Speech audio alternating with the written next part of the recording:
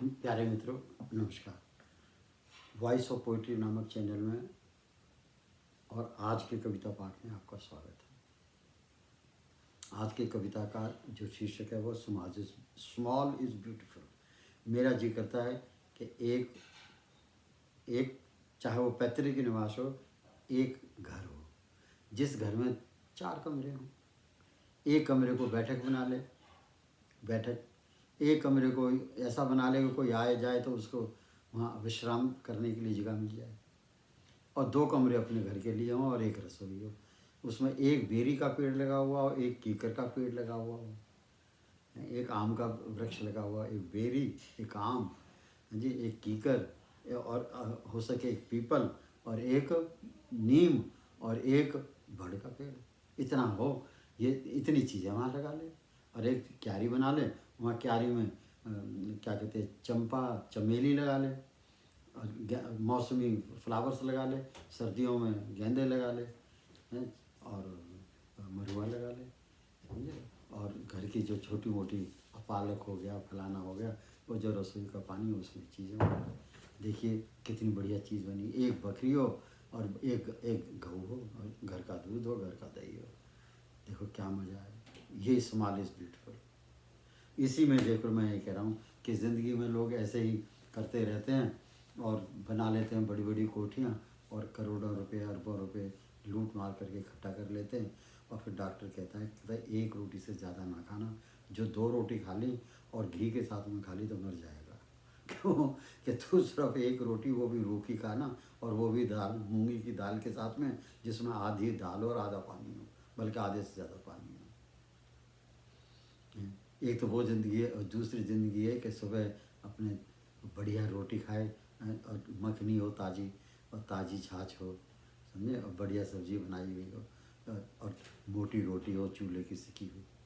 फिर दोपहर को ऐसे ही खाए, फिर रात को खाए, हैं 2-3 गिलास दूध पिए मलाईदार। देखो क्या मज़ा आता है। अब देखिए, पता नहीं, मैंने कोई 8-7 साल पहले लिखी है कि स्मॉल इज़ ब्यूटीफुल में क्या चीज़ है, लेकिन मैंने आपको अपनी जगह चीज़ बता दी कि स्मॉल इज़ ब्यूटीफुल। क्या बढ़िया जीवन जिए, जो मन तुम होता आप करके देखना। अब ये कह रहा तंदुरुस्ती हो, मस्ती हो। देखिए पहला शब्द क्या यूज़ किया है कवि ने, तंदुरुस्ती हो, मस्ती हो। तंदुरुस्ती, स्वस्थ जीवन, स्वस्थ शरीर, स्वस्थ काया का होना बहुत जरूरी है।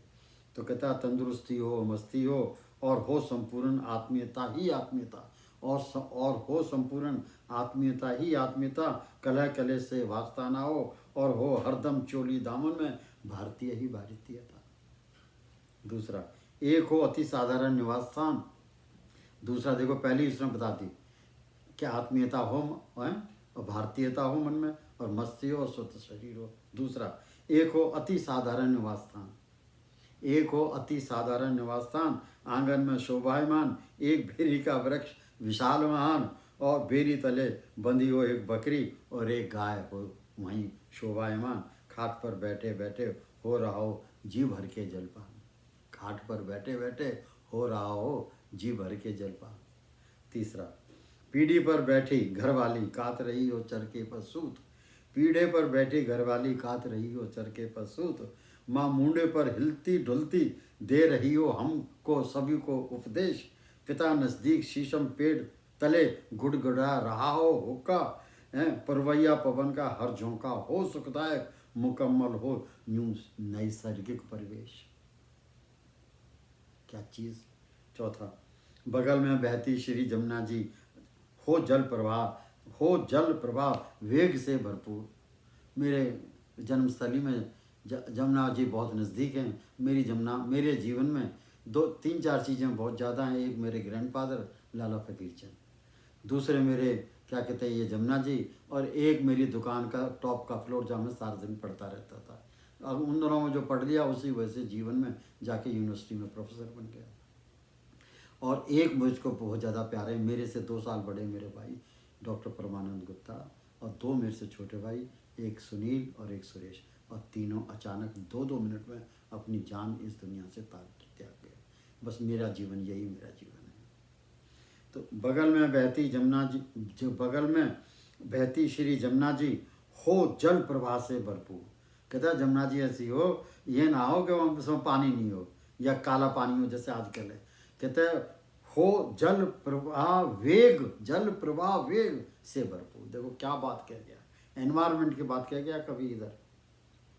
बगल में बहती श्री जमुना जी, हो जल प्रवाह वेग से भरपूर, दूर नहीं नजदीक में चमकते हों सरसों के पीले पीले फूल।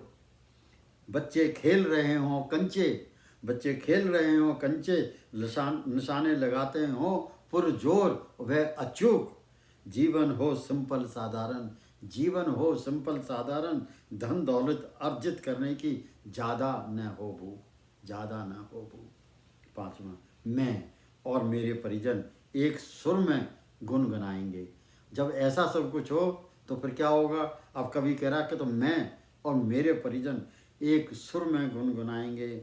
स्मॉल इज़ ब्यूटीफुल बारंबार एक ही लय में गाएंगे।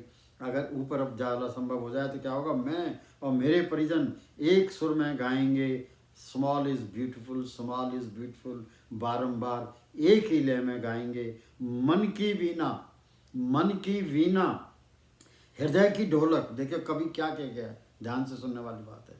मन की वीणा, वीणा मन की हो और ढोलक हृदय की। मन की वीणा हृदय की ढोलक, जीवन का हारमोनियम बजाएंगे। जीवन का जो जिंदगी है, जिंदगी का हारमोनियम बजाएंगे। Small is beautiful, small is beautiful. हम कोरस में सब मिल करके परिवार के सदस्य बस यही गाएंगे, बारंबार गाएंगे। आपने मेरी इस कविता को सुना, कुछ बात समझ में आई हो तो ज़रूर ऐसा घर बनाना जैसे मैंने बताया। आपको बहुत ज़्यादा इससे वो मिलेगा, सुकून मिलेगा ज़िंदगी में। और एक मैं अभी उस पर देख रहा था, राजस्थान में एक किसान ने बिल्कुल ऐसे ही किया जैसे मैंने बताया। और उसने तो वहाँ ये किया कि उसने एक कमरा के बजाय उसने 5 कमरे टूरिज़्म के बनाए हैं। और वहाँ उसने पक्का जरूर लगाया, लेकिन उसने 5 कमरे में राजस्थान के अंदर ऐसे उसने खिड़कियाँ जंगले जिनको बोलते हैं लगाएं कि वो वहाँ हवा उन्हीं की हवा आती है। और राजस्थान में जो उसका सारा मिला के बड़ी मुश्किल से 1 एकड़ का वो है, और 1 एकड़ को चारों तरफ से उसने बिल्कुल ऐसे किया जैसे मैंने बताया। चारों तरफ उसके वृक्ष लगा दिए हैं और खूब फुलवाड़ी की हुई है। और सारा का सारा उसका घर का खर्चा, और जो वहाँ लोग जाते हैं ऑनलाइन है उसका अवेलेबल है, ऑनलाइन अवेलेबल है कि 5 कमरे मेरे पास में हैं यहाँ। और ये जिसे कहते हैं रूरल टूरिज़्म, रूरल टूरिज़्म। और वो 5 के 5 सारे साल बुक रहते हैं, अपने घर में उनको खाना बना के देता है। कोई कहता है जी मैं कनक भी बाहर से नहीं लाता, जो कनक है या बाजरा है या जो भी सब्जी है सब इसी 1 एकड़ में है। ये मैं आपको बाई द वे का एग्जाम्पल बना गया। हम सारा दिन यही कहते रहते हैं जॉब नहीं मिली, जॉब नहीं मिली, मेरे पास में धंधा नहीं है, धंधा नहीं है। ये देखिए कैसे कितना बढ़िया धंधा है, आप इसे करके देखो, करके देखो। आप देखो रूरल टूरिज़्म देखो और उसको ऑनलाइन लाओ, देखो और आपको कितना उससे वो सुकून मिलेगा। धन्यवाद, थैंक यू सो मच।